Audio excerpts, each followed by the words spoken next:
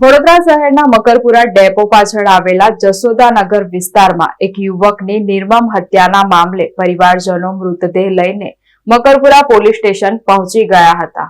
વડોદરા શહેરના મકરપુરા ડેપો પાછળ આવેલા જશોદાનગર વિસ્તારમાં એક યુવકની નિર્મમ હત્યા મામલે પરિવારજનો મૃતદેહને લઈને મકરપુરા પોલીસ સ્ટેશન પહોંચી ગયા હતા અને પોલીસ સ્ટેશનની બહાર લોકોના ટોળે ટોળા એકત્ર થઈ ગયા હતા। જોકે પોલીસે મૃતદેહને એમ્બ્યુલન્સમાંથી બહાર કાઢવા દીધો ન હતો, જેથી પરિવાર પોતાની માંગણીઓ સાથે પોલીસ સ્ટેશનની બહાર બેસી ગયો હતો। પરિવારજનોએ આરોપીઓને ફાંસીની સજા આપવાની માંગ કરી હતી। આ ઉપરાંત હત્યામાં સંડોવાયેલા અન્ય આરોપીઓની ધરપકડની પણ માંગ કરી હતી। જોકે પોલીસની સમજાવટ બાદ પરિવાર મૃતદેહને અંતિમ ક્રિયા માટે ઘરે લઈ જવા તૈયાર થયો હતો। સમગ્ર ઘટના મામલે ડીસીપી ઝોન 3 અભિષેક ગુપ્તાનું નિવેદન સામે આવ્યું છે। સમગ્ર ઘટના મામલે 3 આરોપીઓની ધરપકડ કરવામાં આવી છે।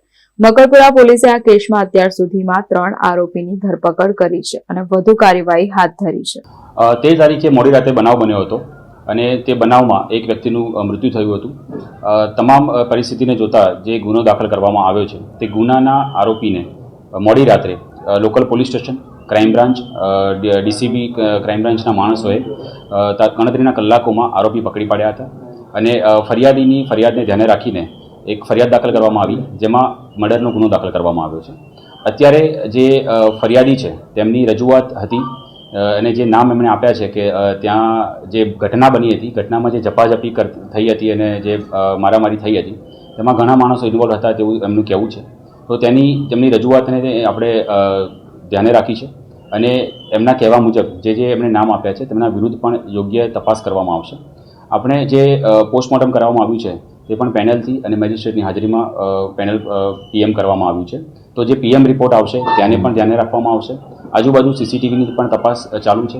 સીસીટીવીની તપાસના આધારે તથા ત્યાં જે આજુબાજુના રહેવાસીઓ છે તેમના રહેવાસીઓના નિવેદનો, નજરે જોનાર સાક્ષીઓના નિવેદનો અને તમામને જે પુરાવા આપણી પાસે એકત્રિત થયા છે તે પુરાવાને ધ્યાને રાખીને જે અન્ય તપાસમાં નામ ખુલશે તેને પણ આમાં ઉમેરો કરવામાં આવશે અને યોગ્ય રીતે તપાસ હાથ ધરવામાં આવશે। સાહેબ, આજે જે નામ આપ્યા એમાં કોઈ પરિવારજનોએ નામ આપ્યા આજે તમને?